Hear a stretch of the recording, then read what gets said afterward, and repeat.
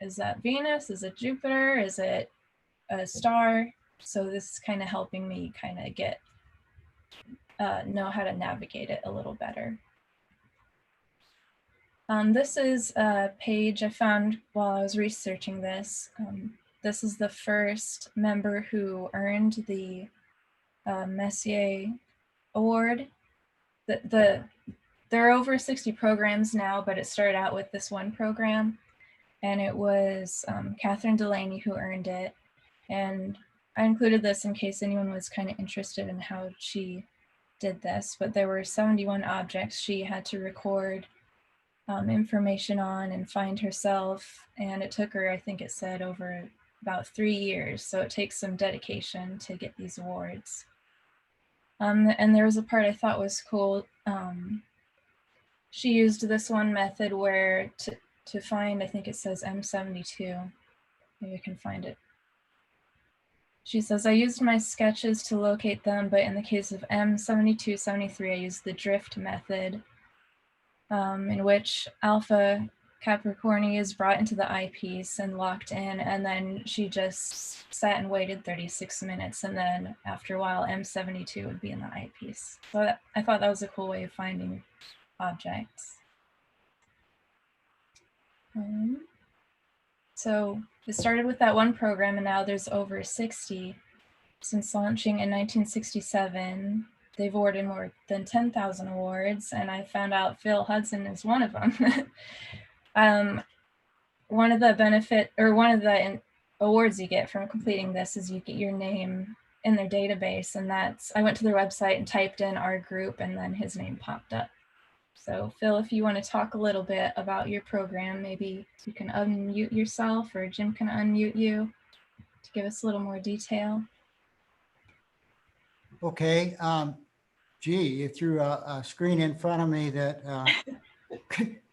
don't ask me to name all those. Oh, you don't have to. Just to give an idea, he did that. It's been a few years. I think I got my award back in '74, and it was really a neat program. And it took me probably a year and a half, about a year and a half, I think, to complete.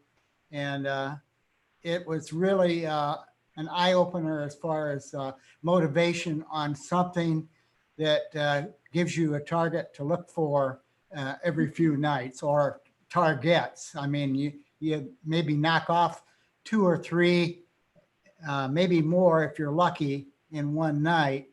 And that's when the skies were a little darker, but it really is a neat these programs are really geared to get you out and familiar with the sky. Definitely you learn where these objects are in the constellations. So you learn your constellations, and you know what object is up at a certain time. There's certain months that you look for certain objects, and you keep a log of them. And I noticed that we have some members that are doing that kind of on their own without the Messier book. You can order a book, which I highly recommend.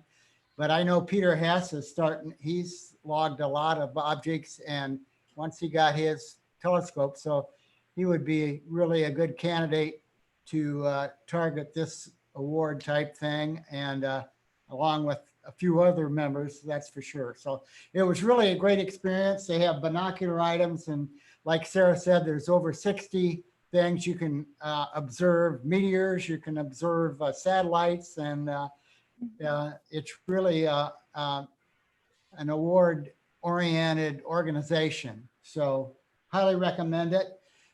Can I give a commercial break? Yeah. I bought some binoculars from, and I don't know if you can see it. Is it on my? I quit sharing the screen, so hopefully people can see you now. Okay, well, it's binoculars. They're 10 by 50s, and they are available at Walmart. They are right now for $31.95, and that is a great deal if you don't have a telescope, or if you do and you need some binoculars. That might be something to look at. But for the money, they're well made. They come in a case and they are rubberized and it's neat. So that's my story. The only other thing I might mention, I don't know that either. Mark Anderson is here. I think, and he's gone through the M objects probably about 3 times, and I don't think he applied for a membership. Also, I am the Alcor, so I will be the contact if you get interested in something. So I took your note, Sarah, that you're on the constellation hunting. And I know Mark Anderson has been through the M objects 3 times at least, and is completing his Herschel, I think the Herschel 400. Is that right, Mark? Can you turn on? Yeah, I'm here. I think I've actually done the M objects 5 times. It's one of these deals where you get a new telescope, and what I want to see, well, what do the Messier objects look like in my new telescope? So I've done it in a 10-inch Dob, a 6-inch Newtonian, an 8-inch Cat, and 2 different 4-inch refractors. It's just, I am one of those goal-oriented people. You go out on a beautiful night and you scratch your head and what do I look at? Well, I'm looking at M13 and there's M57 and M27, and you look at the same thing over again. And for me, a lot of it is I don't know if I say thrill, but the thrill of the hunt and the catch. And when you do the Herschel 400, some of those in Indiana are very, very difficult. I might spend 45 minutes verifying that I got one item. I'm not doing it to get an award. I'm doing it for me. I have 12 spring galaxies to get to finish the 400. I do think it improves your star hopping skills, definitely. It also improves your observing skills. But like many of us in our 70s and 80s that don't like to drive at night, the night vision just isn't what it used to be. So some of the things that used to be easy aren't so easy anymore. But I would like to get that last 12 items and finish the Herschel 400 for myself, not to get an award. I'm big on 2 things. 1, having a goal when you get out, and 2, logging it. I've got books, all kinds of log books of my observations. It's just kind of who I am. Hey, Phil, can you hold up that picture or the box for the binoculars or post in the chat what kind they are? Post in it, like, okay, yeah, I'll. Yeah, I was wondering who makes them. It's, I'm sure they're, it doesn't say. But they're called Simmons, I guess. Simmons, and I think you can order them online too, but the Simmons Passport 10 by 50s. Oh, okay, thanks. Okay. I don't know, is that showing up? I'm looking at. Oh, hold it up higher. I can see it. Hold it like in front of your face, maybe. There you go. And up a little. Simmons. Yeah, up higher. Higher. Pro Sport. Simmons Pro Sport 10 by 50. Yeah. And you said Simmons, they're pretty Simmons good is an old name too. They've been in business for quite a few years. They make rifle scopes and that kind of stuff too. So they're established, respected name. Any Phil, did you notice any like chromatic aberration, or how's the optical quality? Excellent. Oh, that's Yeah. really good. Yeah.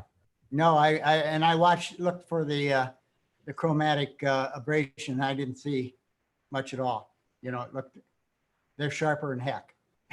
It's unbelievable. Yeah. So. Yeah, and they got a astigmatism variable control for that. I don't know about that. I have a blind spot in one eye, and it showed that up really quick. But they seem to be pretty tack hard and focus. So I haven't actually. I tried to see the comet the other night, but I just had him a couple nights, and I it's been kind of milky here. So I didn't get a chance to actually use them out, but I'm anxious. They have good light gathering and they look really tack sharp to me. So Yeah, that's really cool. 10 by 50 is a great size. yeah. I think I bought some for my daughter for $39, but they went down a little bit. So, and I know the car, you can order them online too, I'm sure. So if you need more detail, or you can give me an email, and I'll send you, the information. But they're Simmons Passport. Awesome. Thanks for sharing that.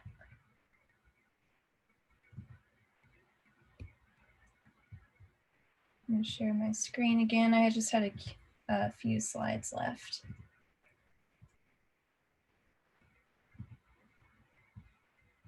Okay, so these are just some of the pins you can win, or not win, but earn when you do one of the programs, and each one's unique to the program. Like Mark said, it's kind of like just going out there is its own reward, but if you want a little bit of guidance, you can choose one of these programs. And if you want, you can track everything down or record everything. Each program will have like its own set of requirements and guidelines. And then once you completed it, you send it in and it gets reviewed. And that's when you get your PIN, certificate, and then your name in the magazine and on the website, which I think it's kind of cool to get one of these pins because there's not really too many things you can do to like earn cool pins as an adult anymore. So especially like in your own interest. So so these are just a few of the topics that they cover. There's anything from meteors, constellations like I'm starting with. There's some deep space objects. There's radio astronomy. There's spectroscopy, which is kind of cool because we're getting a spectroscope soon. So if anyone wanted to do that program, they could go out to the observatory. And I underlined comets as well because we have one out there right now that's pretty prominent. If anyone wanted to start that program, that would be a good place to start. And a lot of the programs, there's a variety of equipment you can use. Like Phil was mentioning, a lot of them can be done with binoculars. Some of them can be done with just the naked eye. Some of them will require a telescope or any type of things like that. And then, like I said before, when you finish it, you get a certificate and the pin, and then your name listed in the Astro League. And even stargazers who are more in urban areas, there's options for them with programs like the Urban Observer Program. There's the Lunar Observing Program, which if pretty much anyone has access to, like viewing the moon, even if they're in a city location. So that one would be good for that. And that would be also a good beginning program because you really only need binoculars for that one. There's also a program you can use to track light pollution called the Dark Sky Advocate, which involves, it's pretty involved actually if you look at that page, but yeah, you track the light pollution in your area and you have to do things like take photos and record examples of good lighting versus bad lighting and things like that. So here's the website if you want to check it out, or you can just Google the Astronomical League programs and it'll come up, and it's a list of over 60. So there's a bit of something for everyone pretty much.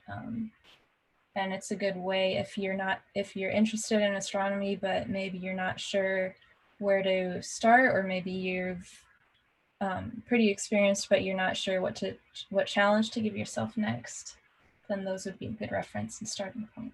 So that's where I'll end it. But if anyone else has comments or questions, I'm sure either I or someone else here could answer them. And hopefully that was fun. I was really glad you were doing that tonight. Well, I think ever since I think it was Mark showed me Alberio like summer before last or something, I've been doing double stars. So I'm gonna work on the double star. Oh, good.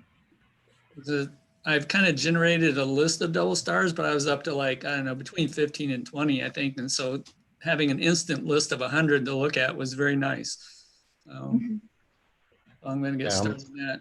Oh, and my question is like, I think this is my second year as an official member, although I attended some meetings before that, but I've never gotten a Reflector magazine. Does everybody else get one? Yeah, I have some copies. I haven't got one recently, I don't think. But they should arrive quarterly. I might need to. They're on their website too. Oh, okay. All the PDFs are on there. Ken, I can answer that too. Sometimes when you join at after June, you might, or after our, what is it, April deadline, if you join after that, we do turn in the list at the end of June.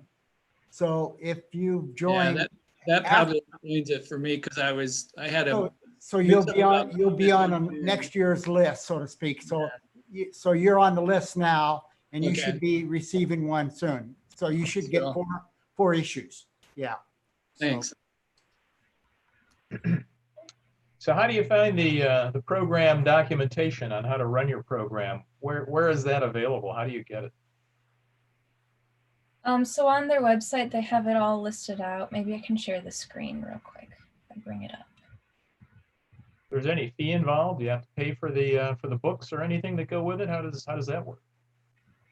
I haven't looked at any that involve books with mine. If I can interrupt, yeah, I have done a couple of the books. You do have to pay for them. They're not terribly expensive though. So here's their website with all the different programs listed out. Yeah, each one will have different requirements, and some of them probably have like recommended books and things like that. Well, Phil, when you got your award, did you have to pay for any kind of a guide or a book or a log or something? Yes. I think the books run from $8 to around $23 maximum. And I think my Messier book was like $3.50 at the time, but I think they're about $8 now. So yeah, you have to pay for the book. And then if you get the award, since we're members, you won't have to pay for your own award. Oh, that's cool. So, yeah. That's And I highly recommend you get the books because they're laid out really pretty cool. And I saw they have one for, Sarah mentioned radio astronomy. That might be kind of cool. And we happen to have some radio astronomy equipment. From a different Sarah. I happen to have all the radio gear from Sarah Harper's project. Yeah. So we could put something together for that. It's on my back burner list. I haven't figured out what I'm going to do with it, but it's something I don't want to hang on to, but I want to see it go into operation eventually. Yeah, that's kind of cool.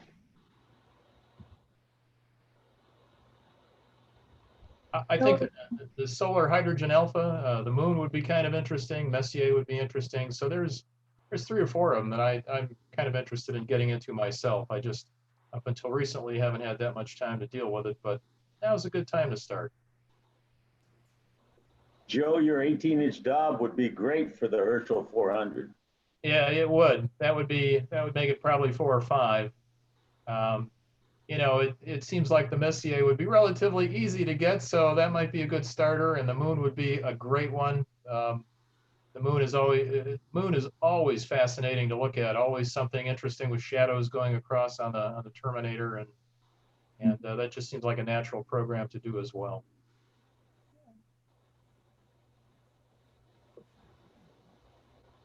We got to get more of our names on that website so Phil isn't lonely on there.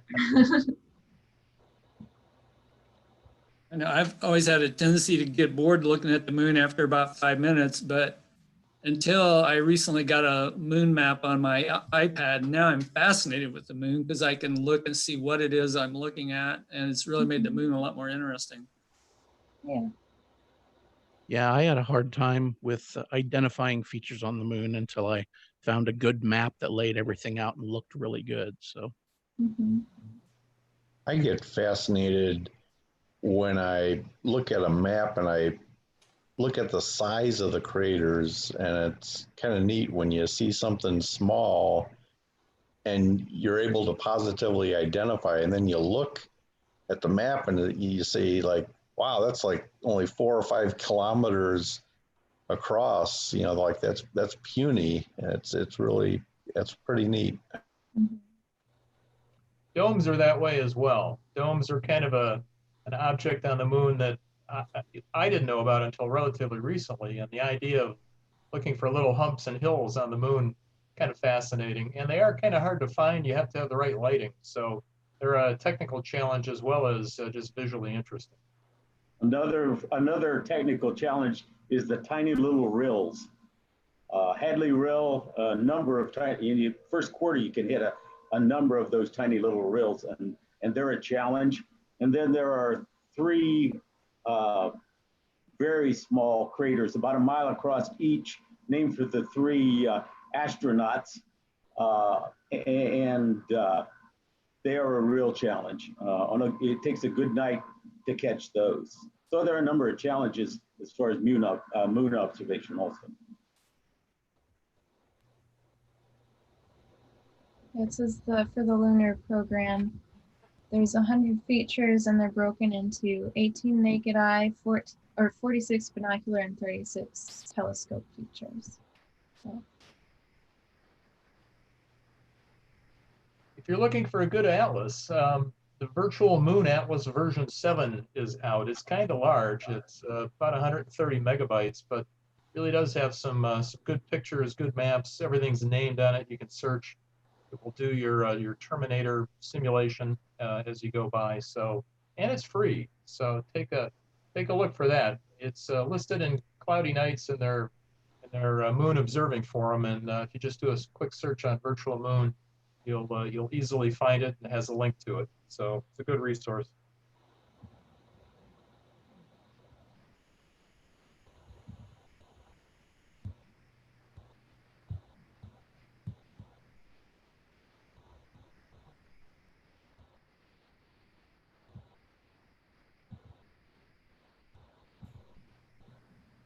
Julie, if you're trying to talk, you need to unmute.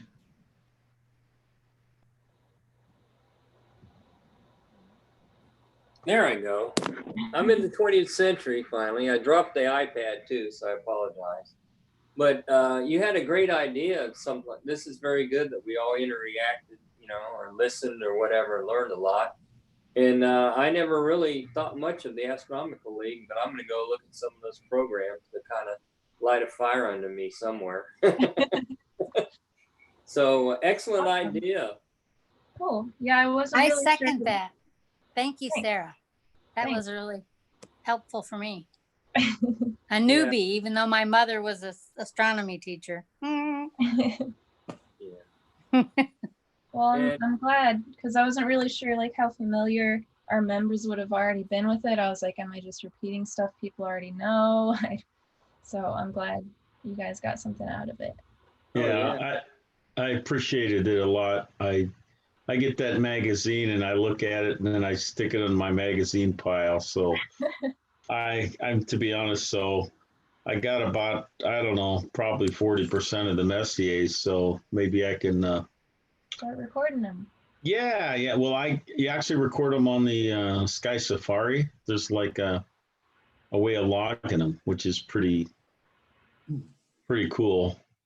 But yeah, and I also started like this meeting. I streamed it to YouTube as an experiment, so maybe we can make some of this monthly content available on the web, site for the club and stuff. So, we'll see how it goes, Yeah, another thing while we're all here, if there's some kind of program you want to give or you want to have some ideas about, feel free to contact Sarah, or maybe take a few minutes to discuss it with her or something, or do it offline or whatever. So, she's always looking for good ideas of programs. And I think this kind where we all interact with each other is a pretty good one. Yeah. So I agree. Yeah, just stirring the pot. Yeah, I'll go Well- back to the double star one for a minute. I'm supposed to do sketches of those, which, is pretty easy to do. But then it was like, well, you're supposed to label north and either east or west on your sketch. And I'm going like, how in the heck do you do that? But I kept reading on the page and it told me how to do that. So I've already learned some stuff just from a couple of practice observations. So. Excellent. Well, I learned something the other night. I mean, it might sound trivial to other people, but I didn't realize that with a good pair of binoculars, not only can you see Jupiter, but you can actually see a couple moons around, and I never knew that. So. Hey, Julie, I got to tell you something. A long, long time ago when I was in junior high and I just got started in astronomy, and I had a little 2.4-inch Unitron scope. I remember I was set up, this is how we were out in the suburbs of Detroit, and I was looking at Jupiter, and my mother came home, and my mom has eagle vision. I mean, I definitely didn't inherit her eyes, but she's got an incredibly sharp vision. And she pulled up in the car and she came out and she said, "Hey, what are you doing?" And I said, "Oh, I'm looking at Jupiter there." And she looks up there and she looks up naked eye and she says, "Oh, yeah, and those little stars next to it." And I did a double take and I said, you can see those little stars next to it? And to prove it, I said, which way are they going and how many? And darn if she didn't pick out 2 or 3 of the moons naked eye. I had to invert it, because I was with a refractor like that. But darn if she didn't do it naked eye. I was incredible. And then I read years later in Sky and Telescope that there is a certain percentage of people that have very, very, sharp vision that can do it. She apparently is one of them. Wow, that's interesting. I'm not. I knew that because I pulled the binoculars away and all I saw was a light. the Jupiter, I didn't see the moons. So yeah, that was kind of fun. Well, we got anything else or I do have one thing. I just wanted to make sure I sent an email out about photographs of Comet Neowise if anyone was wanting to submit them to Sean Walker, who is the associate editor of Sky and Telescope magazine. He is looking for photos to put in the next issue.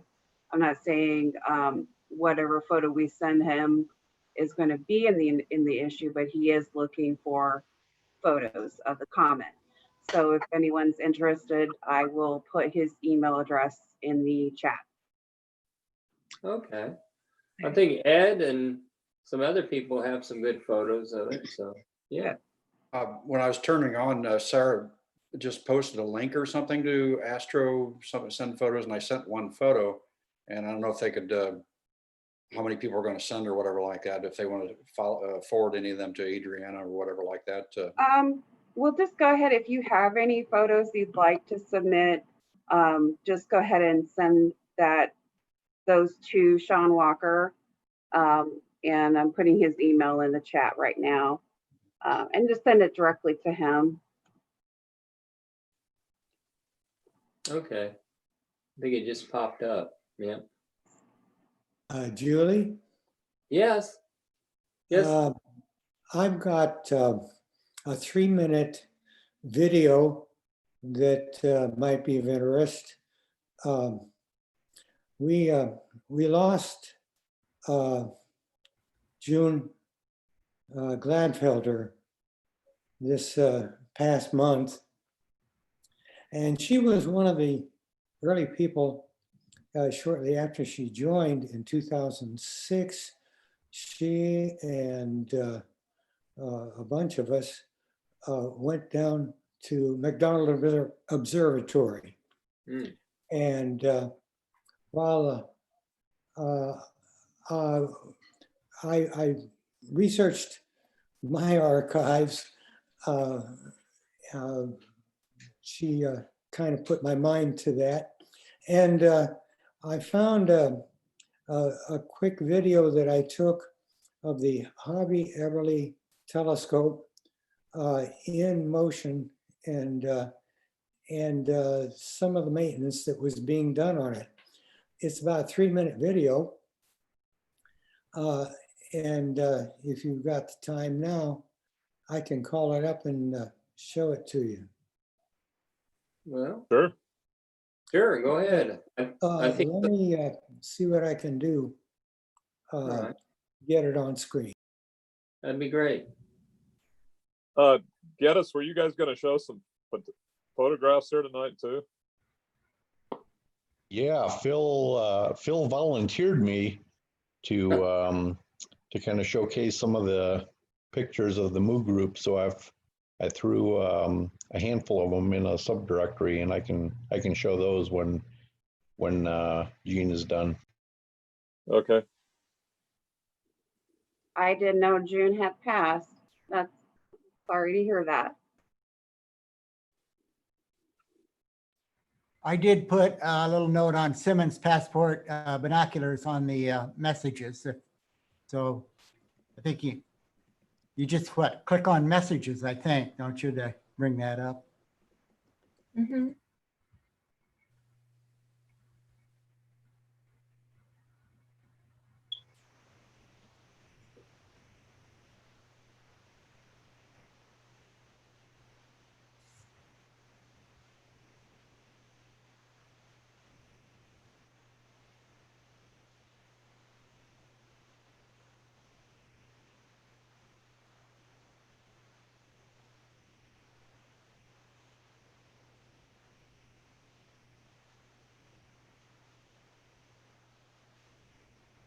That's your internet connection.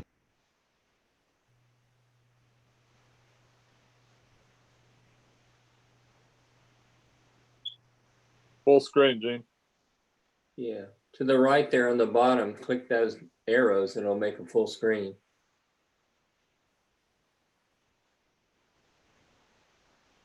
One more. There.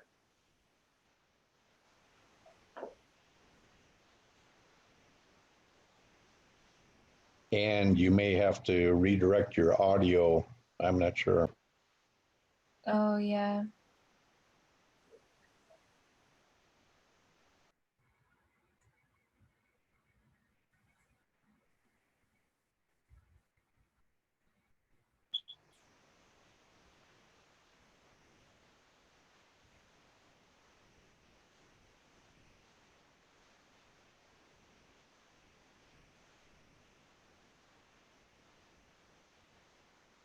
There, can you hear me now?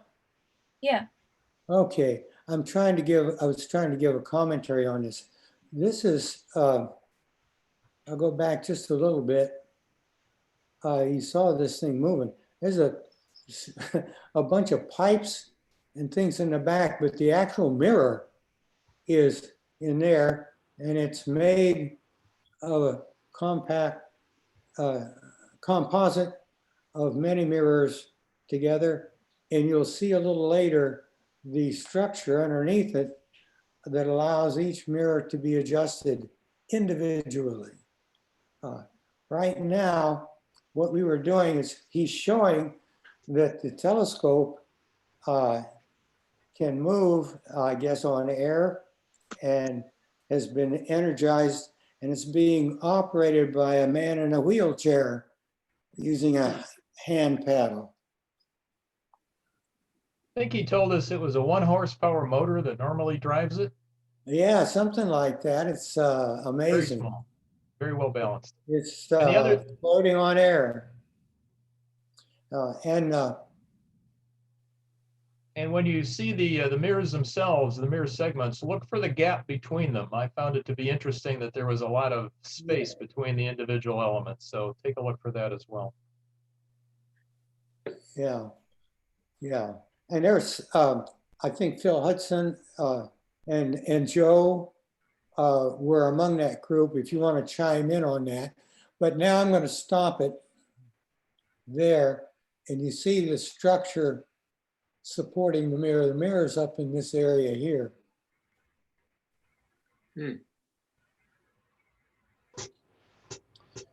And it is a monster.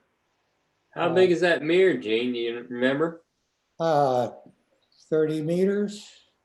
Wow. I think. I'm not sure. Joe, do you remember? More like 6 meters. Maintenance on it. We got these guys in a cherry picker, and they shove them up over top of the mirror using a boom through the pipes, and they use CO2 to vapor blast the mirror to clean it. And they give it a regular cleaning. If you ever wondered how they kept the thing operational. So I thought it was an interesting segment. Wonder if we can do that on the 16th. Get a gremlin inside with a CO2. We'll run it through Mike's car wash. Here he is finishing Where is up this at, Gene? the job. It's sort of like sweeping everything into the dustpan. Where is this? Was a question? Where is this? This is at McDonald Observatory in Texas. Wow.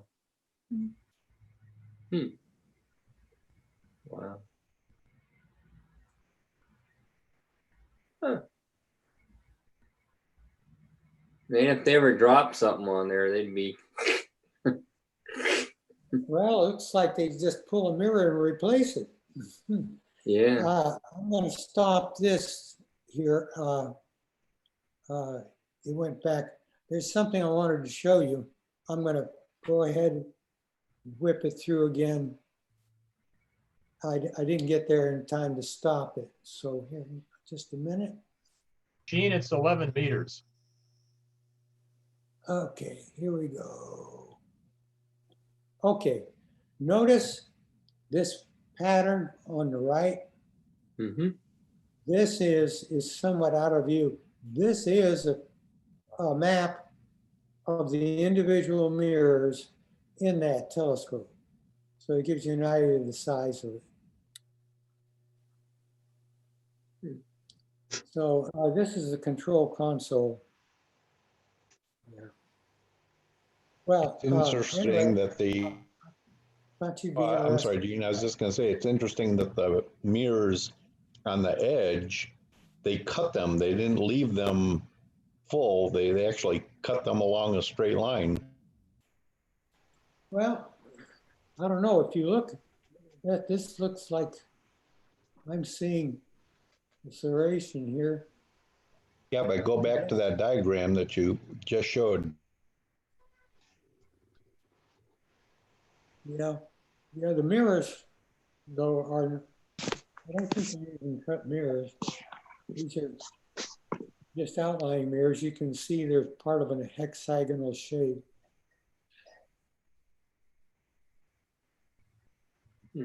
Okay, but that's all I have. So I'll get it back to you. Yeah, find the right way to do it. There we go. Stop share.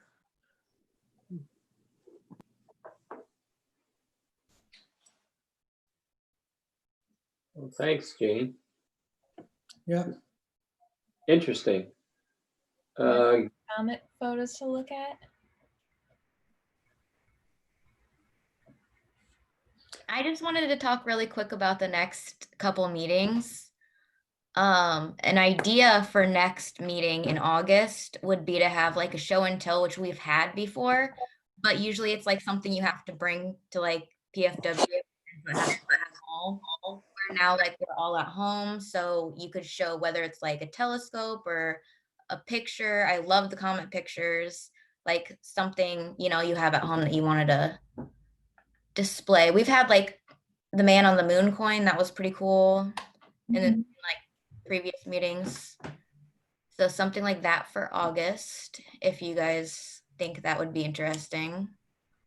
I think that could be cool because it could even include like something you found online, like maybe an article you thought was interesting, or like a short video, or an app you like to use that you just discovered, or something like that. Or like something like some gear that you have that like you want to share. And then September, my sister-in-law is going to represent the Boeing Museum of Flight and talk about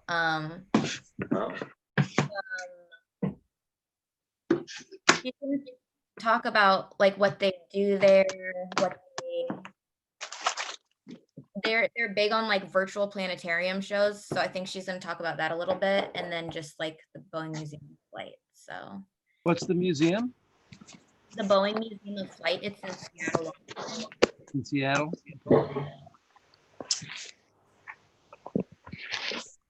Yep, I've been there many years ago. Yeah, she just traveled to China for them to share their virtual planetarium in China, and it was pretty cool. Cool. Does she work for them? Yes. Oh. She like teaches for them. Great. And does a lot of stuff with kids, so it's pretty cool. Really cool. Except for the virus part. Cool. Yeah.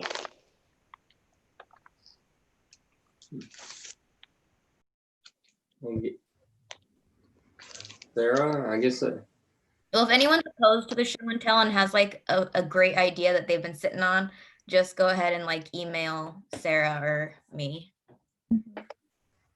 I think, yeah, I like the idea of the show and tell because it can be more kind of interactive like this is, where we're just kind of all together hanging out and just sharing information and stories. And I love that we have like 50 people today. Well, that's good. We had 31. 31. It was great. I think it's a good idea. Yeah, I'm on board with that. Sure. Okay. Keep up the good work. You too. And then did you guys have any pictures? I got Of some Comet from Neowise? I got some from the MOO group if you guys want to see. Sure. Fire Yes. away. No, we don't want to see him. All right, you close your eyes. Kick him off, Jim. Kick him off. Jim, if you would do me the honor and unmute me. You just muted him. You're muted, Geddes. There you go. Yeah. All right. That makes it easier. All right. Let me see if I can figure this out. You can always unmute yourself, or you can hold down the space bar while you talk if you like. Oh, how can I unmute myself? I knew about the space bar. Up at the top. Up at the top. Yeah. Or it might be at the lower left as well. In mine, it's at the lower left, but yeah. Okay. I see it now. Okay. Okay. Yeah, well, it says mute. All right. Unmute. Well, let me see if I can figure this out. If Phil can do it, I can do it. All right. Share screen.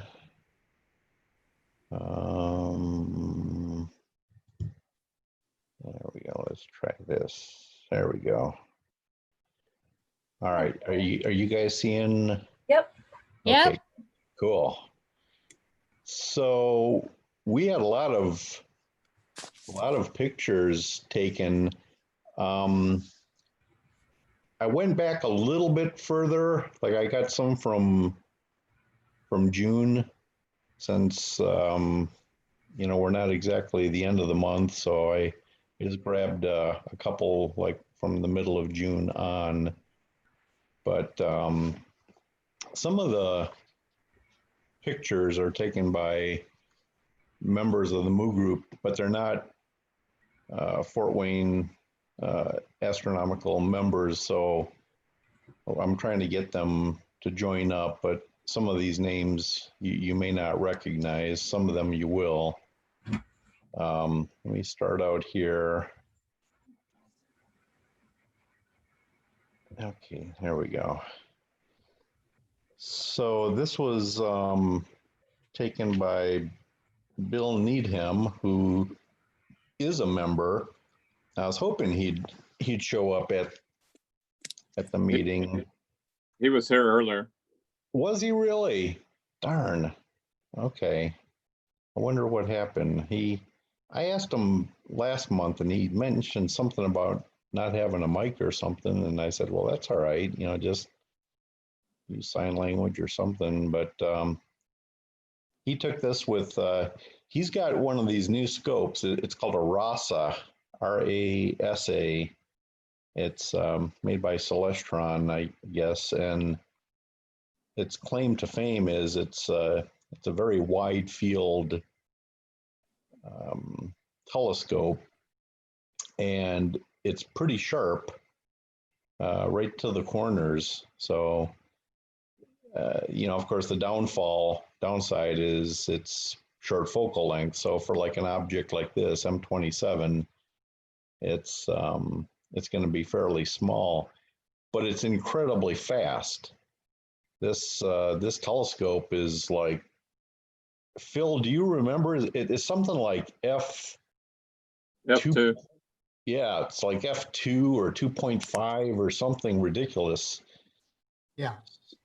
So Bill can capture as much light in just a few minutes as it would take me imaging for like an hour.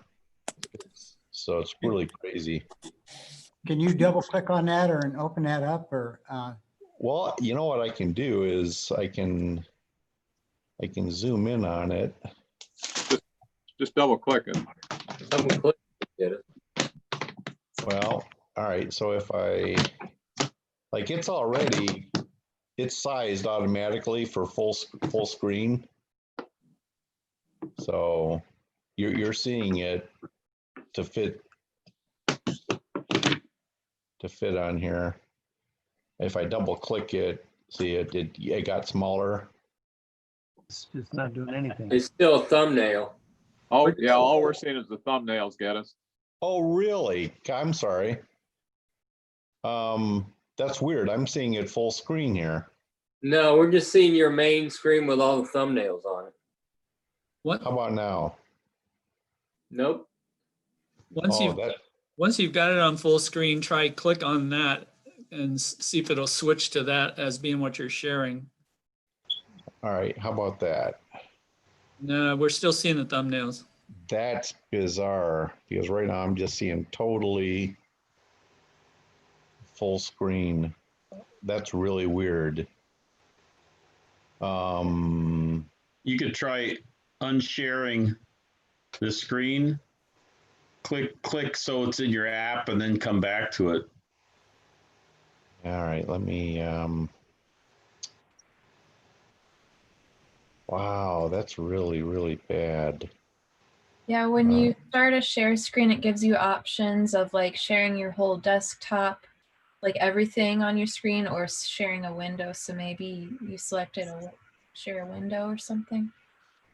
No, it's share screen is what I did.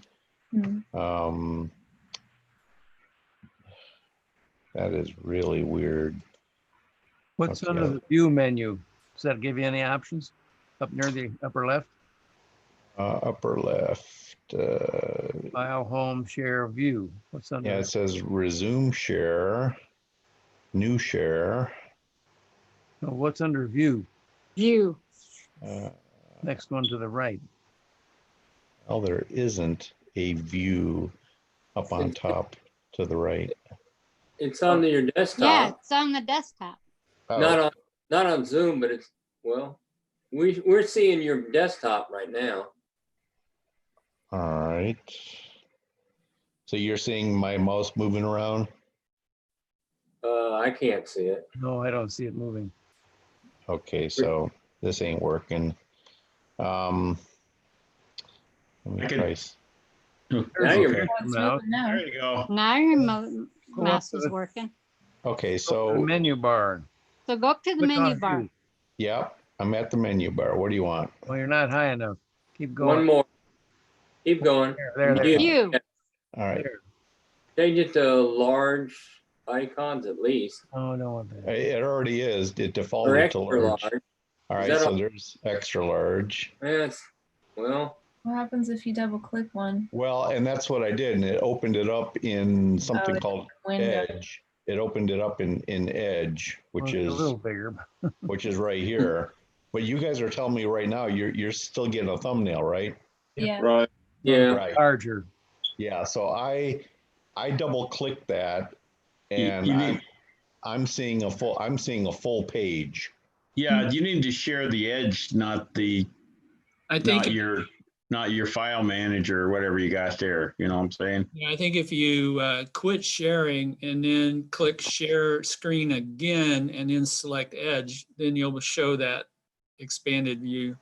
All right. So I quit share. Now my options at the bottom are share screen. Is that what I want? Yes. Okay, that's what I did last time. Now So select the Edge program with it big. All Yeah, right. open it up first before you share. Oh, all right. Stand by.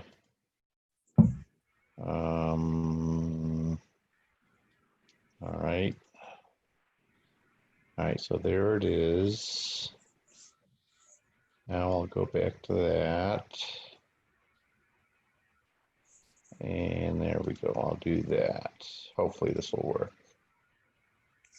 There. There we go. Yeah. Yeah. Very good. All right. Thanks, guys. We're all gonna know how to do Zoom real well once we get most of this. Yeah. Good job, kid. Yeah, sorry about that. Jeez, oh Pete. But yeah, this is Bill's image of M27. And what's nice is that in the corners, the stars are still nice and round. There's no coma, there's no astigmatism, things like that. And he captured this in just a few minutes. So, but of course, the problem is it doesn't have a lot of focal length. Phil, what is the focal length? I think it's around like 400 millimeter. Is that right? Yes. Yeah. Yeah. Okay. Yeah.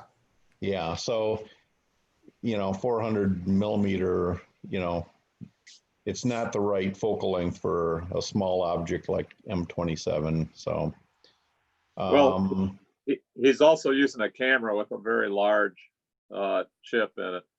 yeah, which does allow, like, for example, I can zoom in on it.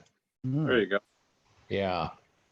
And so That's still clear, zoomed in. yeah, I was really impressed. I mean, considering how much I just zoomed in, and his stars are really nice and round, and there's no chromatic aberration on them, and Yeah. so that turned out. I thought he did a really good job. All right, let's go to the next one here.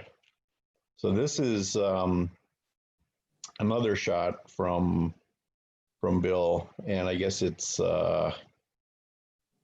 let's see, M106, and it's a really wide field, but also just like before, you can zoom in on this sucker, Wow. and Wow. Look at the lot of detail. galaxies. Yeah, look at the galaxies that he's got in here. Wow. And he did this Wow. in just a few minutes. It's boggling. It really is mind-boggling. It would take me and my f7 scope, I'd have to image for like an hour and a half to equal the amount of photons that he has captured here. These little galaxies are just incredible. I could stare at these pictures that he takes. What would happen if you would put a Barlow on that? How would that affect his picture? Well, it would work. You know, you would double the, instead of being like an f2.5, it would be an f5.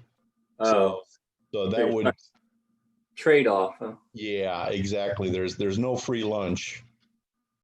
Can you try zooming in a little bit more? Oh yeah. Still phenomenal. Is that good, Michael? Yeah, that's cool. Wow. That's And then quite like a wide view. That angle spiral up to the upper right is pretty amazing too. You're right there. Yeah, it's just something. I mean, there's just tons of these little galaxies sprinkled all over.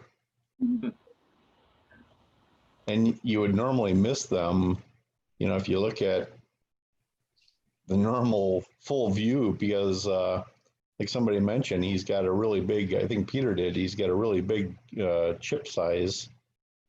So anyway, let's see what else we've got here.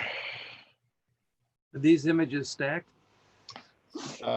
Yes, he did capture, I don't have the details written down, but he did stack a small number of them.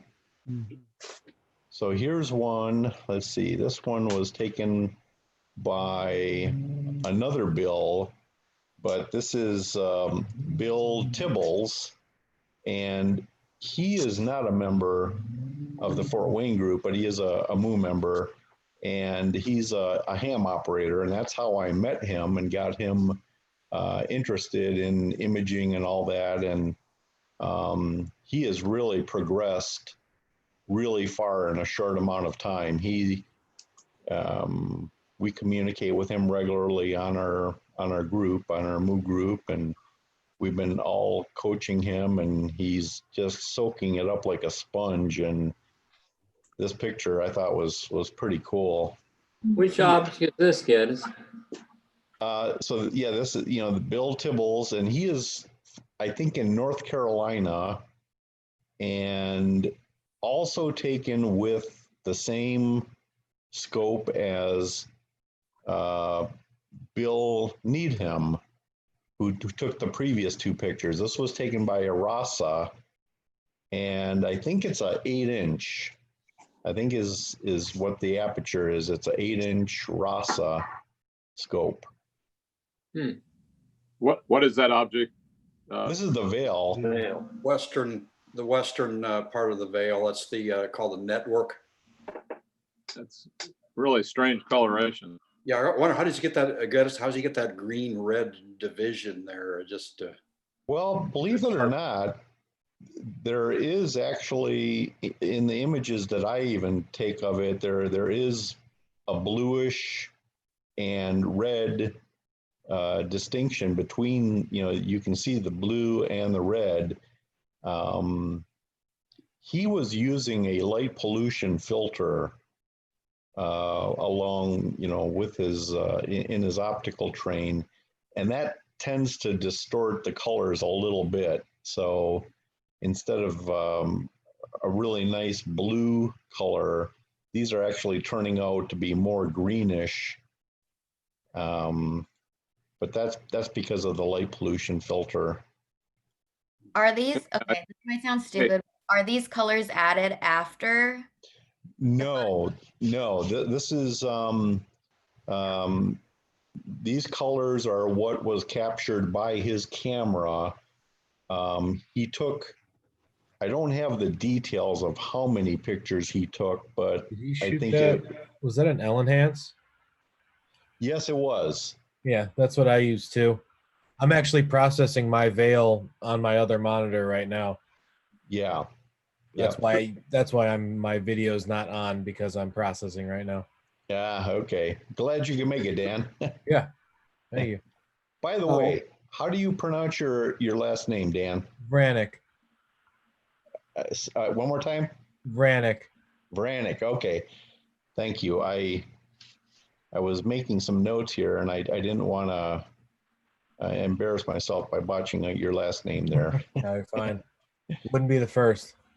But yeah, this light pollution filter is something relatively new, and it's really, really effective.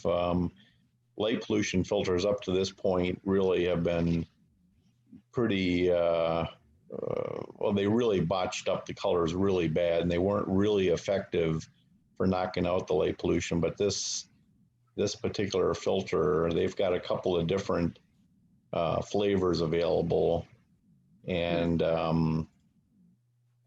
this one just does an awesome job. I might chime in here. I have, my background for this Zoom meeting is a section of the veil, the Western Veil, that I took with my DSLR camera, and you see the blue, but you don't see the red, because it has. I can see the red. Well, I'll tell you what, when we're done, I'll show you my version, Gene, also with a DSLR. And I don't remember, I think mine may have been a modified camera, but your Nikon camera, Gene, is already sensitive to hydrogen alpha. So yours does a pretty good job all by itself. I had to have mine modified. Yeah, I do have some red, but not as much as you see here. Yeah. In your shot.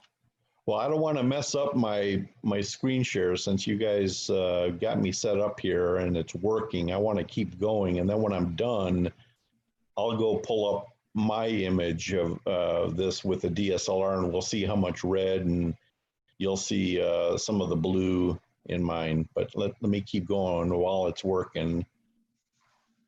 And see, this is what happened last time. How would I send you like an image? I've never used Zoom, so this is new. Since I'm just about done exporting my East Veil, if you wanted to see it to contribute to that one. Of course, when it's done. All right, so hang tight. All right, well, hang tight and let me finish these. It's still rendering an APP right now, so. Yeah, you just hang tight and let me go through these, cool. and then you can share your screen, and then we can put yours up there. Cool. So yeah, I noticed this happened before. Like my right arrow is missing. Yeah, we're zoom out completely, Geddes. You left it zoomed just a little bit, so take it back to 1x and you'll probably be okay. Could you zoom a little bit on that one? There you go. Okay. Just real quick. Oh, zoom it up? Yeah. How's that, Michael? Yeah, that's cool. Yeah, let me pan around for you. Yep.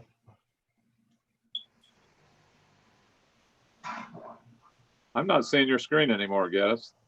Really? Still coming in here. It's still here. We got it. It's zoomed. Peter, you're just saying that to give me a hard time. No, I'm just saying your mug here. Peter, is it a blank screen? Oh, okay, I saw a switch up here, said switch to screen share. My bad. You're just giving me a hard time. He was testing you. Yes, he is. All right. Let's go to that. So anyway, this is from, and like I said, Bill is an elderly gentleman who just started doing this like a year and a half ago, and look how far he's come. Yeah. Looks like something on Star Trek ready to I eat really the would Enterprise. applaud him. What's that? Looks like something you'd see on Star Trek getting ready to eat the Enterprise. Yeah, for sure. I mean, he really did he's doing a really, really good job. And one thing that I really appreciate about Bill is when he asks for feedback and we all, let him know, like, this is what you can do to improve his image or, whatever. He actually takes notes and he follows through and he learns from what we, all share with him. So I give him a big pat on the back. A lot of people, you offer them advice, but they don't take it. And Bill's not one of them. So I wish he would have joined up our meeting here. He could have talked about this a little bit. He just had a little observatory, or a little roll-off built also. And it's a novel design where the whole observatory rolls on a track that's on the ground. So maybe we can get him to talk about that next time. Where does he live, Geddes? I believe the eastern part of North Carolina. Oh, okay. So do you know what the scope is? It's the 8-inch RASA, RASA. Oh, you mentioned that. Thanks. Those like F2. It's a new scope, relatively new. Celestron markets it, but it's a really, really cool design in that it's very fast optically, and it's got a relatively flat field where it doesn't have a lot of aberrations out in the corners. You don't need to use field flatteners and things like that. So pretty cool. All right, let's see. Let's move on here. So this one is also by Bill Tibbles from North Carolina, taken with the RASA. And this has kind of already been cropped by him, but I'm gonna zoom in on that a little bit. So he was able to take just a relatively short amount of pictures to get this. And I'm really jealous because, I've got a picture like this, but it took me like several hours. And he was able to do this like in a fraction of the time. So now, were you guys able to see the enlarged version? Yeah. Yeah. Yeah, you can see the dust bands in those arms. Cool. Are these two galaxies? Say again? Are these two galaxies? Yeah, so this is M51. Are they colliding, or it looks like it? Yeah, it looks like this smaller one on the left is getting sucked into M51 itself. But there's this big gaseous nebulous cloud out here that I think was part of this little guy. But that'd be an interesting, to look it up to actually see if that's what's happening, if this left one is indeed getting sucked into this big one, or what's the story here. So let's zoom out of here. So that was also taken by Bill Tibbles there. So here's one by Dan, who, thank goodness, I recognize that. joined up. Dan, do you want to tell us a little bit about this one? Yeah. So that is the Omega in HOO. So that was actually shot with the L-enhance, but I use AstroPixel processor, which does it's probably the coolest thing. It's happening right now in the background while I speak, is that if you tell it you shot it with an L-enhance, it will take the HA and the O3 out into two separate files for you to do whatever you want with from there. And so I do like a pseudo Hubble palette, only using hydrogen and two separate oxygens. So hydrogen's in the red channel and oxygen is in blue and green. And just kind of go process after that. After it's stacked, process as normal. stretch is normal, and proceed from there. What kind of scope did you use? That is a what do they call it? Astrotech 60 millimeter. It's like the Wow. Zenith Star-ish thing. And 60 millimeter, huh? Mhm. That's, It's not isn't very that cropped amazing? either. That's just amazing. Is that a doublet? That was with the 183. Is the 60 millimeter a doublet? Yes. Wow. Yeah, it really did a great job for the look at this, no chromatic aberration that you can really detect at all. Look at the stars on the very left. I mean, there's no chromatic aberration on there. So What camera, Daniel, did you say you used with that? So 183. The ZWO? Yep. Okay. Yep. Because I originally picked up the 533, which was a great camera. Actually, it didn't require darks or anything. It was just super ridiculous. It was amazing. I loved it. But just wasn't low. It was just too low resolution for me. I wanted, because outside of this, I do a lot of, photography professionally, and I'm used to high resolution, image trains, and that was like 8 megapixels, and I just couldn't do it. It wasn't enough. And so it was only like 2 weeks, and I called OPT, and they swapped it out for the 183. cool. Did you get your paddle fixed? The what? Did you get your paddle fixed for your mount? Yeah, I did. I got it replaced under warranty, so that was nice. What kind of mount did you use there, Dan? Unfortunately, I'm using an AVX right now. It gets the job done. It does. I got definitely a lot more gray hairs than I started with, but it gets the job done for sure. Once I got all the bugs out, it works pretty well. Now, I got to plead ignorance. You said AVX? Yeah, the Celestron. Oh, okay. I'm very, very behind on my mounts. There's been a explosion over the last 5 years of new mounts available, and that is one of them that I'm just not familiar with because I just haven't been keeping up. I hear you. That's their lower end for astrophotography. Right. Yeah, Okay. it was like $900. Yeah. So okay. In hindsight, buy an EQ6 because I wouldn't do that again. I would not buy my mount again. But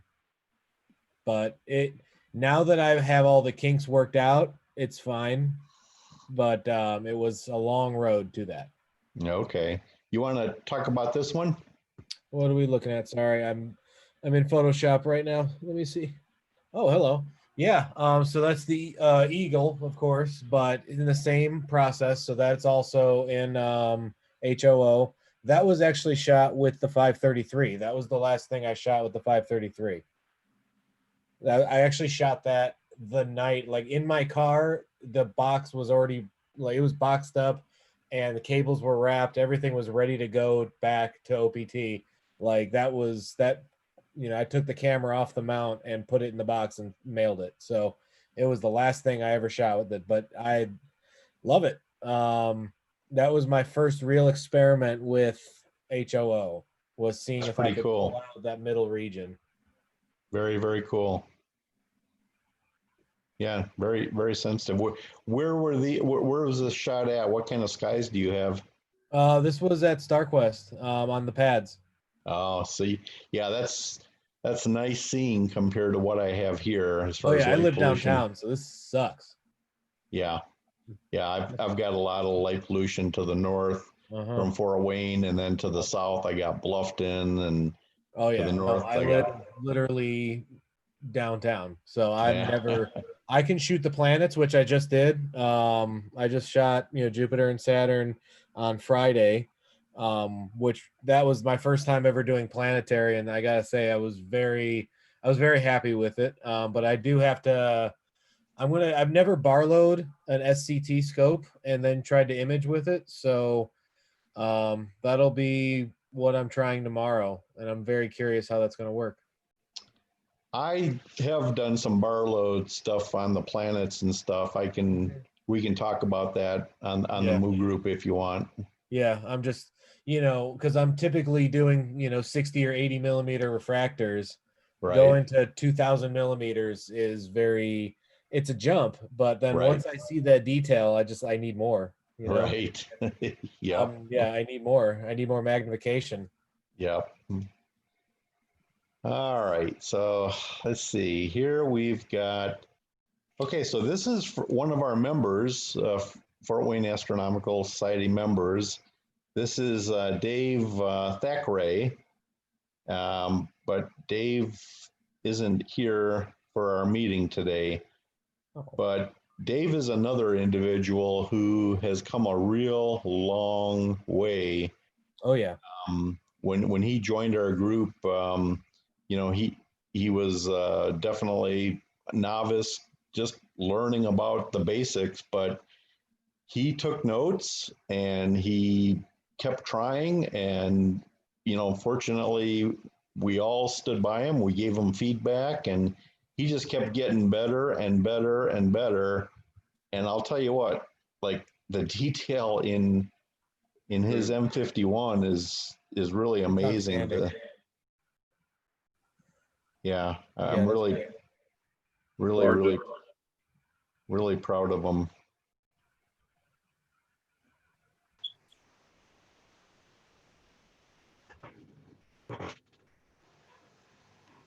I wish I had, when we do submit our images on our group, generally there's information on what kind of scope and mount and how many pictures were taken and all that. But because of the number of pictures and all that, there was no way I was gonna go ahead and document all that for every one of these pictures. I was gonna let people pretty much, if they were here, they could describe what they did to take these. But Dave lives in a very, very light polluted area. And for him to be able to capture this was pretty cool, because he also uses that L-enhance filter. So with a dedicated CCD camera. I do know that his telescope is a stellar view, and I believe it's the 105 millimeter. I think that's the model he uses.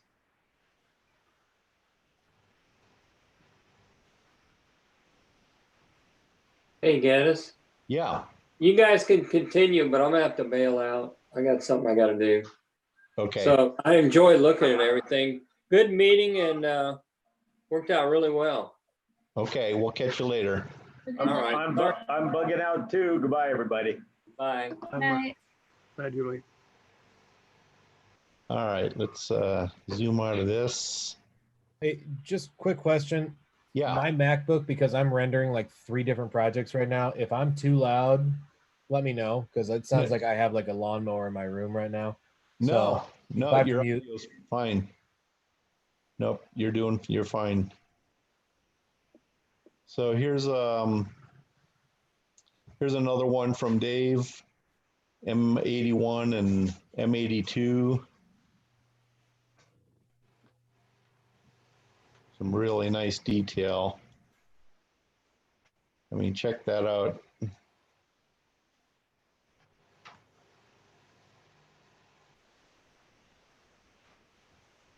Blow that up a little more.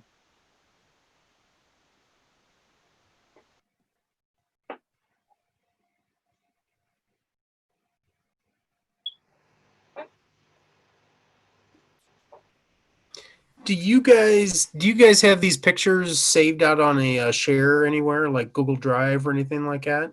The MOO group is actually being hosted by Google.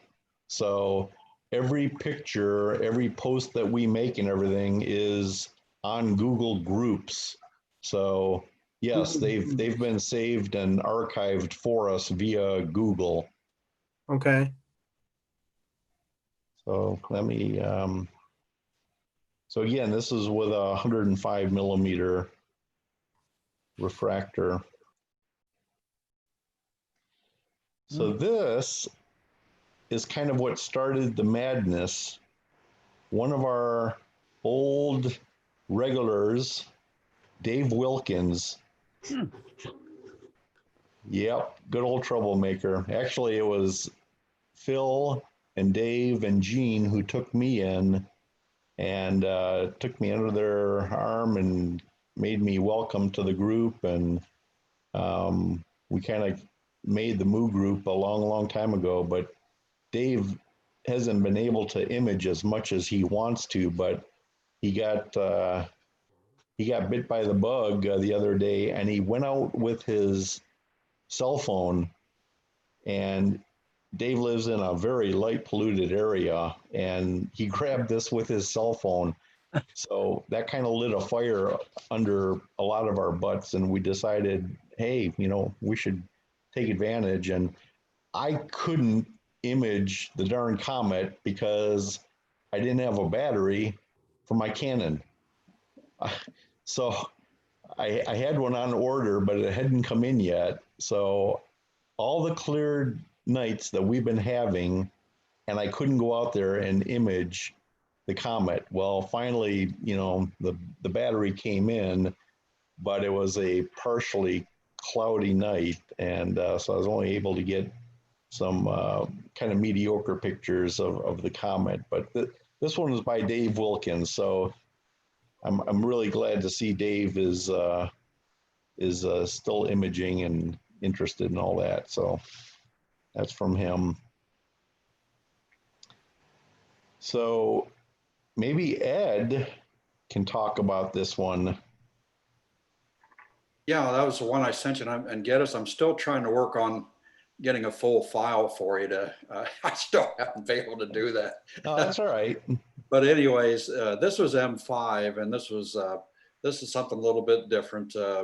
My telescope here was a 7-inch Takahashi, and it's mounted on Ioptron here. And I was using my night vision intensifier thing here, just hooking it up to 32 millimeter Plossl, and that's just a single 2-second photo.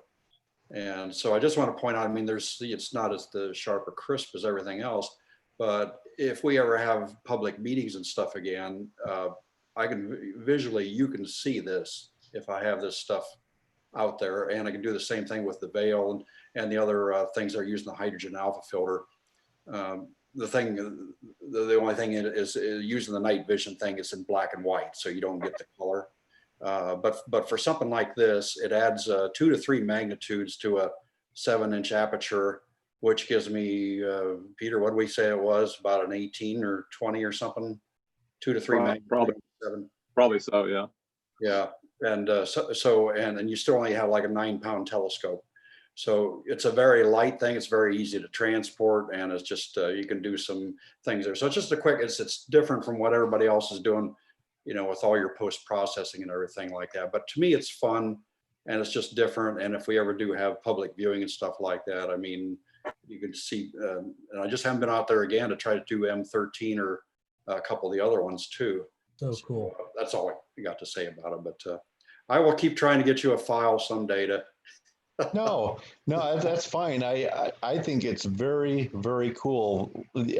What you said was, someone is able to walk up to the eyepiece, right, and see this. Right. That's the incredible thing. And like you said, this was a 2-second exposure. It's just, it's really fantastic. So it speaks for itself. It's provided a different wrinkle to the hobby to me, because otherwise you have to go down the aperture track. Oh, there's the one that's mine. I think I took the veil, the western part there a week or so. And that's through the image intensifier. That again is I believe it's 2-second photo. So that's something. That's the same as the live view. So if you walk up to my scope and, put your eye up there, that's what you're going to see. And makes life a lot easier, except when those tractor pull people next door got their floodlights going on there.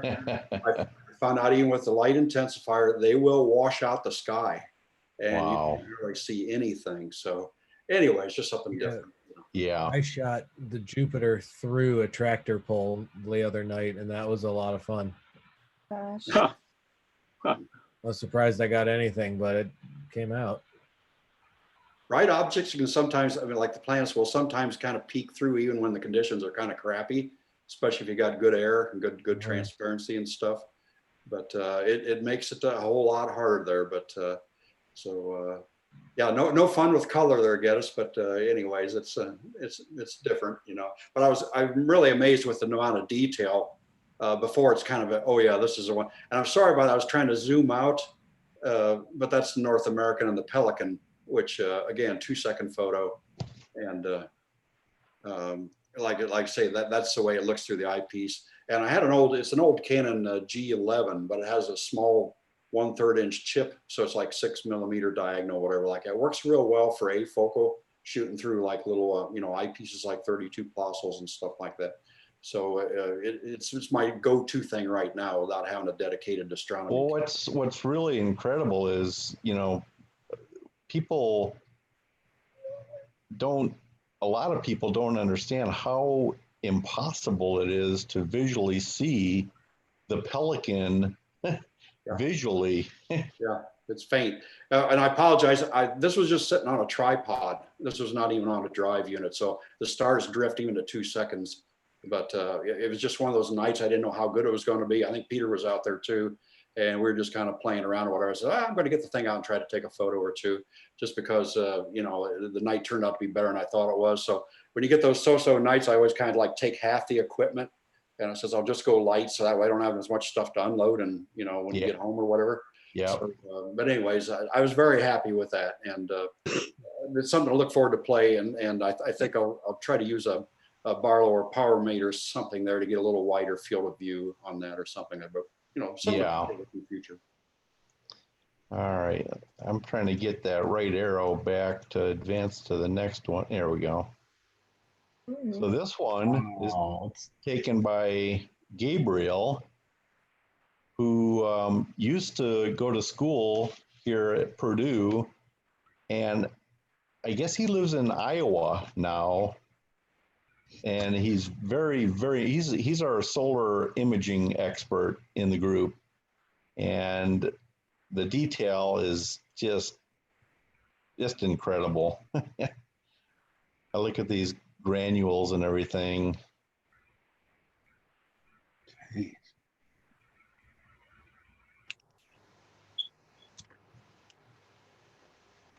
Geddes, was he the one that asked the question about sharpness on the filaments and the prominences? Recently? Yeah. He wanted how to get a sharper thing on his prominences. Oh, yes. And I suggest what I do when I shoot planetary images, if I try to focus on surface details, my sharpness is not as good compared to if I focus on the edge. I will focus for the sharpest edge definition to make the edges as small and sharp as possible. And that typically results because, you know, seeing is constantly changing the details that you see in the middle of an object, you know, the moon or Jupiter or Saturn, whatever, depending on what, you know, one side of the planet or the sun could be in focus and the other side can be out of focus because of seeing. And so if you are trying to focus your scope and you just happen to be looking in the wrong spot, it can be very, very frustrating. But I found if you use the edge, you can, you know, to me, it seems to work the best. Yeah, I don't know what he was using. Mine has a tilt feature that you can tilt the energy rejection filter in the front there, which changes the sub-angstrom a little bit. If you want the prominences, you got to have a higher number like 0.7. And if you want the surface, you go down to about 0.5 or something like that. So it's kind of tough to do each. And I don't know what exactly, if he has a Coronado or he has one of the other ones. That's my next goal is to Geddes, do you know if the solar picture was a single shot or whether he's shooting video and selecting good frames from the video? I believe that was a single shot, Joe. Yeah, the best way to get better resolution on the prominences is to shoot video and then harvest the steady seeing. Yeah. Otherwise, you're fighting seeing, and it's as you know, a losing battle. Yeah. Yep. So this one here, this is one that I grabbed once I finally found a battery, and I was fighting. Clouds were coming in quickly from the west, and it was still light outside. But I thought, you know what? Let me just put my camera on a tripod and shoot that way, because my observatory and my mount do not have visibility of the comet. I have a tree line that just completely wipes out anything from the northwest to the south. So I had to just put my camera on a tripod, and I just took a bunch of 5-second long exposures, and I just made a quick animation here to show what it looked like here through a Canon DSLR. And that was Saturday night, wasn't it? Yes, it was. I can tell by the position of the comet. Yes, those two bright stars. So then I thought, well, okay, so then this massive, massive cloud front, it took about 35 or 40 minutes for it to pass. And then it finally did. And it was darker, but still I had a lot of sky glow from Fort Wayne. And let me see if I can pull that one up. Yeah, so I ended up with this picture here. Nice. Oh, very nice. Wow. And you can see some cloud streaks here. But you still got some ion trail. Yeah, Phil pointed that out, that this ion trail pretty much went clear off the top of the image. I was really surprised that with just 5-second long exposures, I was able to capture that. Now, was this tracked? I missed that. No, this was just on a fixed tripod. Gotcha. That's going to be on Thursday when I go out. I was thinking about just taking a normal tripod and DSLR and seeing if I can get something like that. Right. Like I said, I wish more than anything I could use my mount to do some tracking. I would love to grab like some 30-second long. Oh yeah, get that ion tail. That'd be awesome. Yeah. Now, how long? I'm sorry, I had to step away for a second. How long was the exposures? So these are 5-second long exposures at f2.8. I used a macro lens. Everybody, What was the? Yeah, I was gonna say, what's the millimeter? This was 100 millimeter macro. Gotcha. Okay. This is my favorite lens for taking pictures of bugs and spiders. Nice. Yeah, I just picked up a new Zeiss Distagon. It's a 42 millimeter, but it'll be might be able to get some kind of wide field cool thing if I need it. Yeah, I'll probably go with that. Yeah, I decided that next clear night I was all set to go, and instead of a 100 millimeter like this, I grabbed a 200 millimeter lens because it also is f2.8 and it had been perfect for capturing this. This is highly cropped, by the way. This picture, if I did not crop it, would be about 5 feet across. Just that gives you an idea of how much I've kind of like digitally zoomed in on this picture, because this was taken with a fairly wide angle lens. So this picture, if I had not cropped it, would be about 4 or 5 feet across.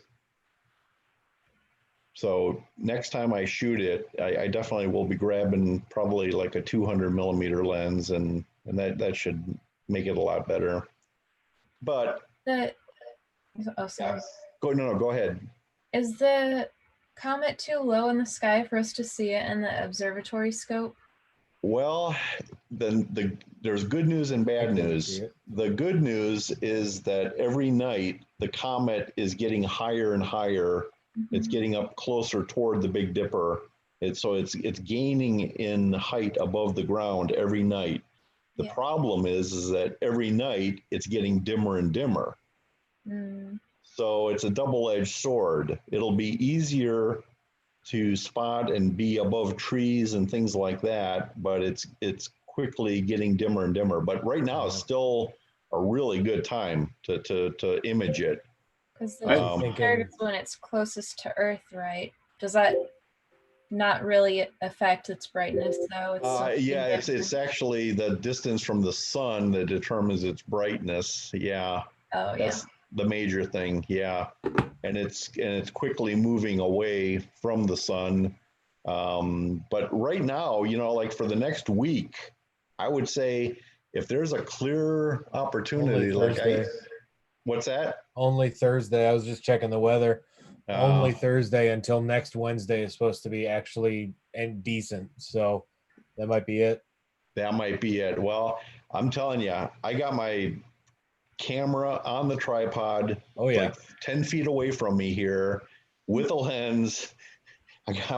I'm ready to jump at this thing. If we get even some sucker holes from the clouds, I'm going to go out there because I want to capture this ion trail. Sarah, the other problem with the observatory is the field of view is just way too small for this object. All you would get was the head of it and a little bit of the tail. Yeah, take up a ton of the field of view.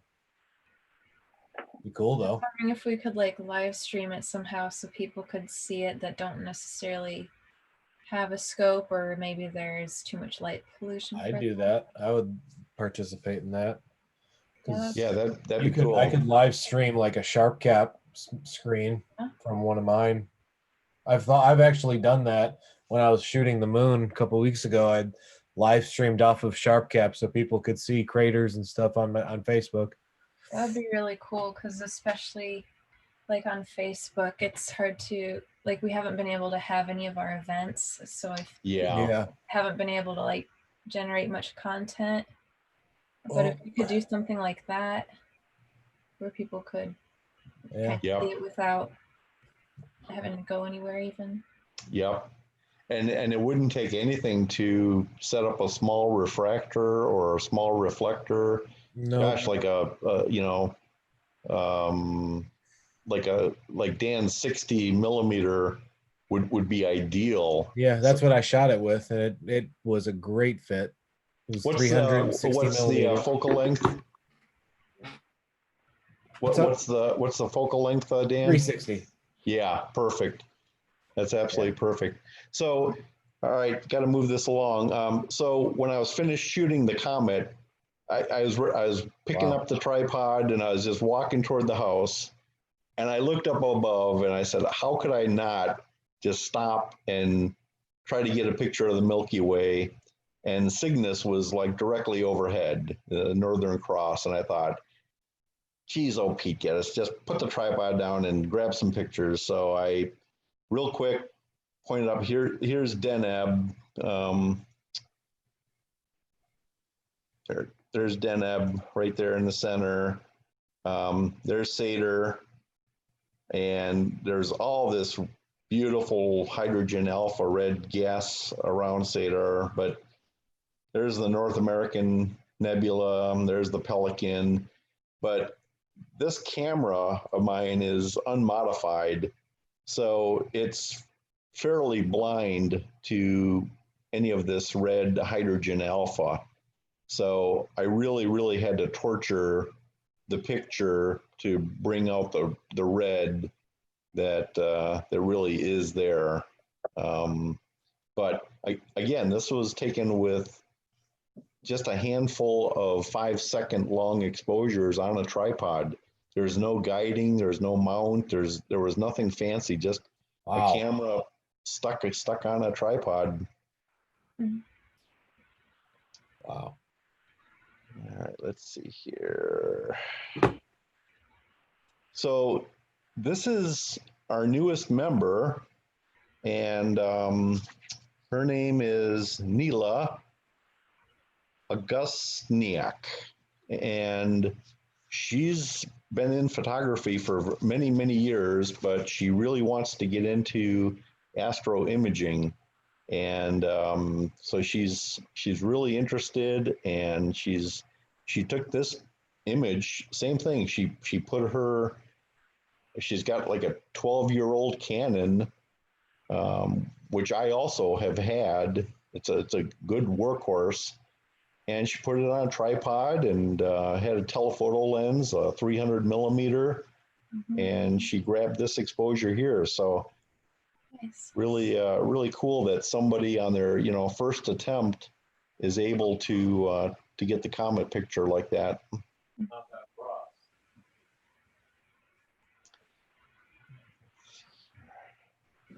So this one is pretty cool.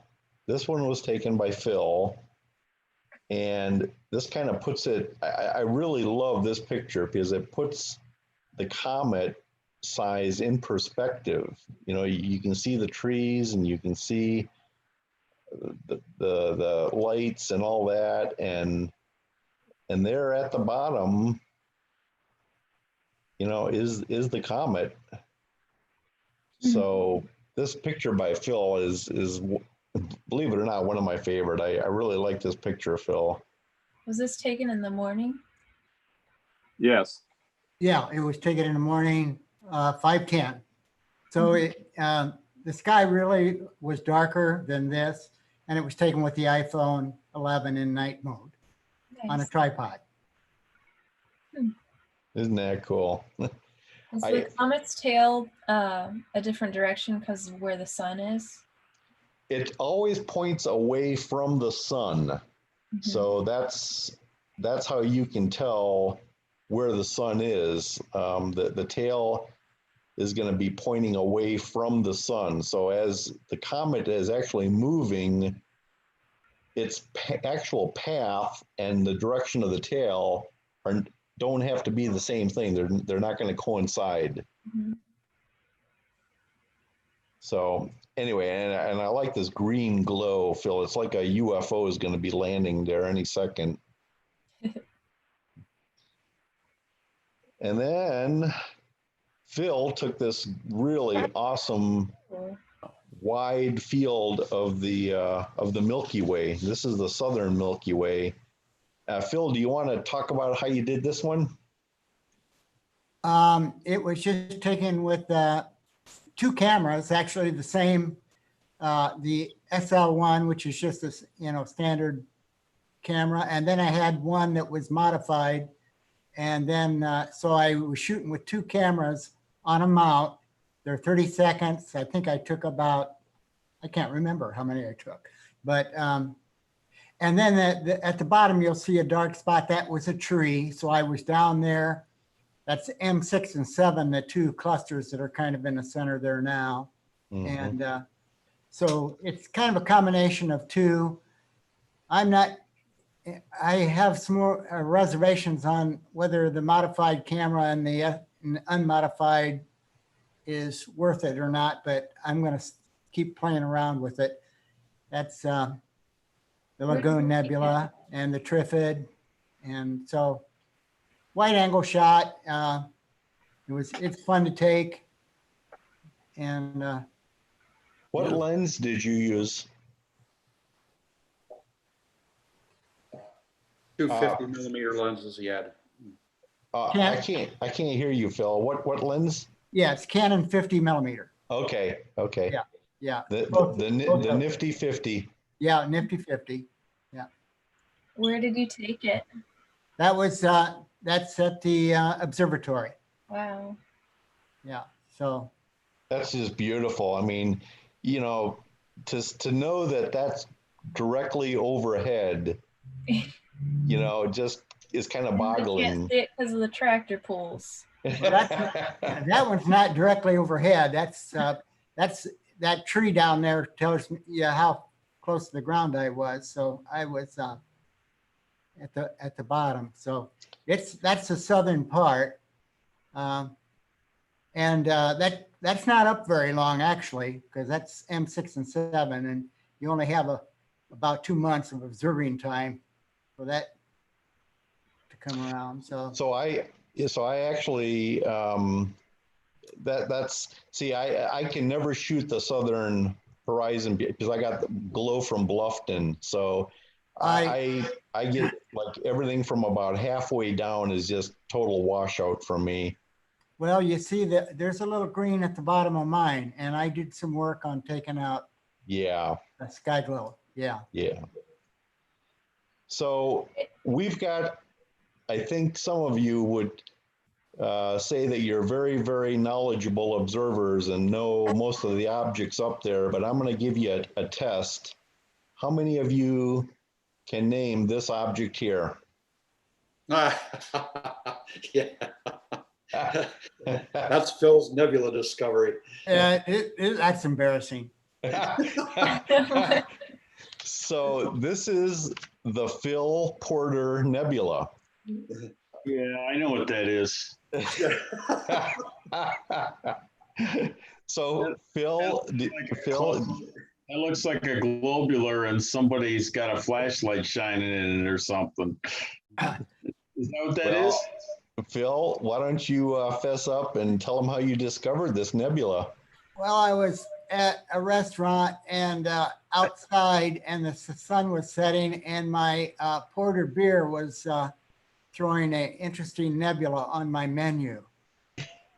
So I took a picture of it, and I thought, well, that'd be cool to kind of insert into a star shot.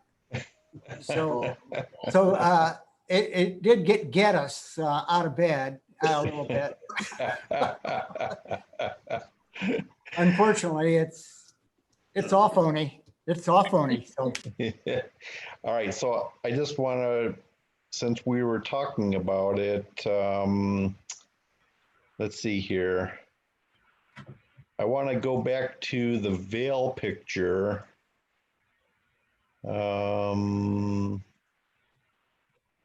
Let's see here. Do you guys take photo requests? Yeah, absolutely. I think it would be cool to get a shot of like the observatory with the night sky in the background. Yeah, that'd be great. Like a long exposure of it, either like a still or maybe even star trails could be cool if they were long enough. And I could use that on like Facebook or Instagram, something like that. Because I've tried to take photos, but I'm just not good at it. You know what? You actually took some very, very good pictures, Sarah, when you were there. Now, is my screen still being shared? No. No. Ah, okay. Stand by. All right, hang on. How do I get boy. Now Bill Needham shows up. Boy. How do I get everybody back? Oh boy.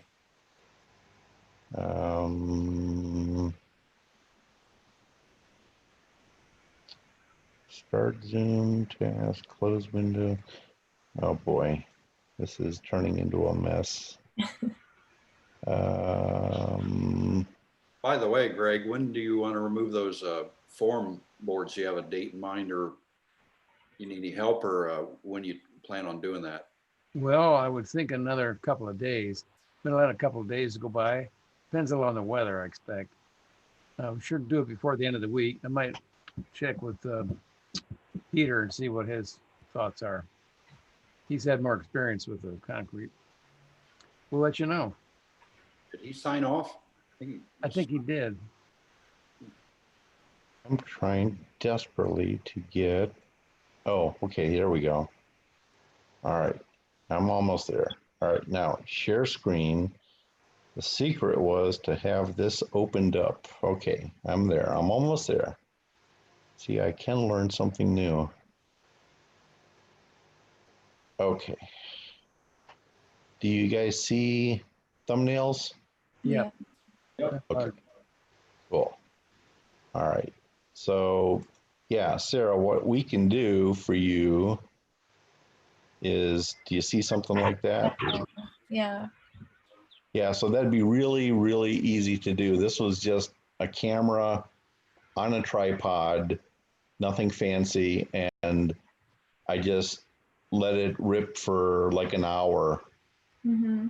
And we could put the observatory, we could frame it so that the observatory is in front of this. Yeah. It'd be really, really easy to do. And that's something you can do, believe it or not. Mm-hmm. So I would love to be able to teach you, and you could take credit for the picture, and we could get you hooked. Yeah. Yeah, that'd be really cool because we have a lot of daytime shots, but I'd really love like some nighttime photography. Yeah. Of the observatory. That might require some subtle lighting of the observatory so you can see it. Yeah. Well, the nice thing about it is different images overlaid. Well, the nice thing about it is when you end up taking long pictures, like an hour's worth of exposures, light up, wouldn't it? Yeah. As a matter of fact, we're going to have a hard time keeping the observatory from blowing out and being overexposed. But I brought this up because we were talking about the veil earlier, and you can see the blue. Now this was taken in natural light. I didn't do anything to enhance the blues that you see here. So, Gene, if I don't know, I think was it you that asked about the blues, or was it somebody else? Gene may have. We had Yeah, a it question was, on blues and greens. Yeah, I think Michael was asking him about the color. I might have mentioned it. Yeah, but this was taken with DSLR, and I've always known the veil to be reds and blues. When the other picture, when Bill was using the filter, the blues tended to be more turquoise, almost a little bit of greenish in there, which is not correct. And as a matter of fact, you can kind of see that in his stars. Some of the stars actually looked kind of turquoise, and I knew that was unnatural. So, but that was just, due to processing and due to the light pollution filter. But this was taken with just a DSLR, and the blues are pretty evident there. So anyway, I am going to stop sharing because that's my report of what our MOO group has been imaging for the last month.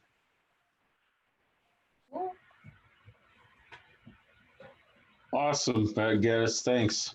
Thanks for sharing. That was great. Cool. Thank you. Yeah, it'd be a program in and of itself. Maybe later in the fall, you should put one together. I'm a chicken shit when it comes to presentations, but I can do this. So yeah, Decide that you can do it. You got screen sharing down after tonight. You can do it.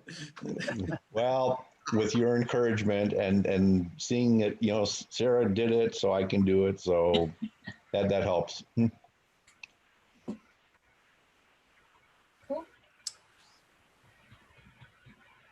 Oh, either Jim or Sarah, you're the officers in charge to vote to end the meeting, I guess, huh? Oh. Julie signed off. She left us. Well, Sarah was the one conducting the meeting, so I'm just gonna, if you guys don't have anything else, I'll let her finish it up, Oh, before we go, Sarah, you have a blank check to grab any image off the MOO group for you to use to promote FWAS. That's just it's a given. It's a stipulation. And if anybody has a problem with that, then it's too bad. It's just, that's the nice thing about owning the MOO group. I'm just making that rule that whatever is on our group, it's also can be shared with FWAS in any way you see best to promote the group. That's that's what I want to, you know, that's the way it's going to be. So if you see something, you want to grab it, you want to put it on Facebook or Twitter or whatever, you don't even have to ask. I'm giving you permission right now. Okay. And then if you need any more information, you can contact that person who posted it, and they can give you more details if it's not in the post already. Okay, cool. Yeah. Works for me. Okay. Thank you. Well, I think we covered everything. That so I release you all, or you can hang out here too. That's fine. But it's getting late, so I think I'm gonna go to bed. Yeah, if it was clear right now, it'd be perfect time to go shoot that comet. Oh, Yeah, it would. too bad. Hopefully we'll see some clear sky on Thursday. I've seen it about 4 times. I saw it on July 6th when I was out in New Mexico with binoculars. Had to get up 4 in the morning to do it, but yeah, it was worth it. It looked really cool. But I did get a really nice view of it on the 9th out west of Fort Wayne. I got out where there was no bright lights west of me, and it was a pretty good view. Hopefully I get another view or two before it's too small to really see. yeah.